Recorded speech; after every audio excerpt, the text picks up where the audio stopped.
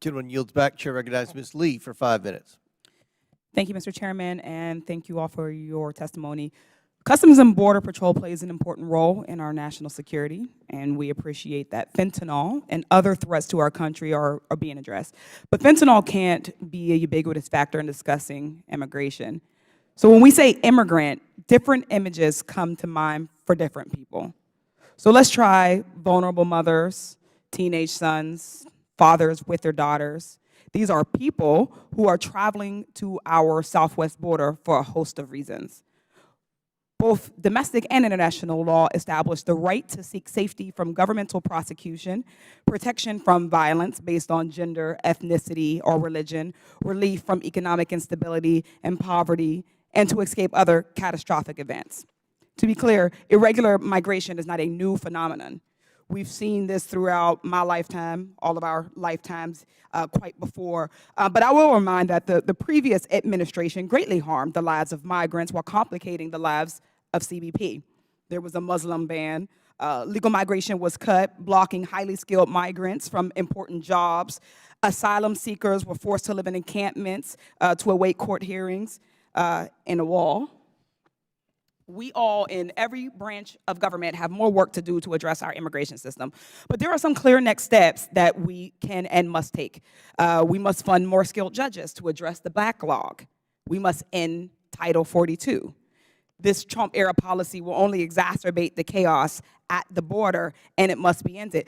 We can address the root causes of migration, help our neighbors. The point is, we must do more. The lives of those mothers and those sons and those daughters and those fathers, future Americans and our global citizens and siblings are relying on us.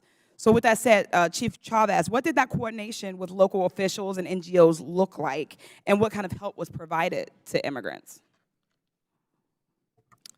So the coordination in El Paso, specifically El Paso and then RGV, just quickly, was daily. And I think the coordination was very important, especially because today, I think our #1 goal in a situation at the border that can become very overwhelming very quickly, you need their support. You need local officials, you need other partners from other agencies at the federal, state, and local level to assist you, where they can also participate in providing holding, transport, and they can assist you. Operation Stone Garden is a phenomenal program that's available to provide us support on border security, to see the Sheriff's Department provide us assistance with transport of migrants from one point to the other than just transport. No type of immigration type nexus, just transport support is phenomenal for us. But on the coordination with NGOs is critical. It is something that the Border Patrol has truly evolved over the years, because now we're working with shelters directly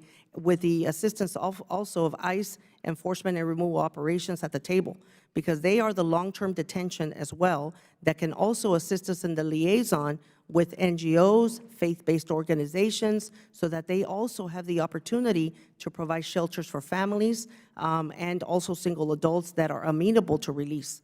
In many situations, CBP temporary holding facilities, in situations where we're with high holding, that we need to release some of these people through ICRO, a lot of times we have to lean on these NGOs because we can't hold them very long at our facility. So the regular meetings, the regular communication, the group texting, the group emails were a daily communication. Today in RGV, where I sit, we have a daily report that now I send to every group stakeholder in that region so that they know our activity levels of the flow of migration coming into my region.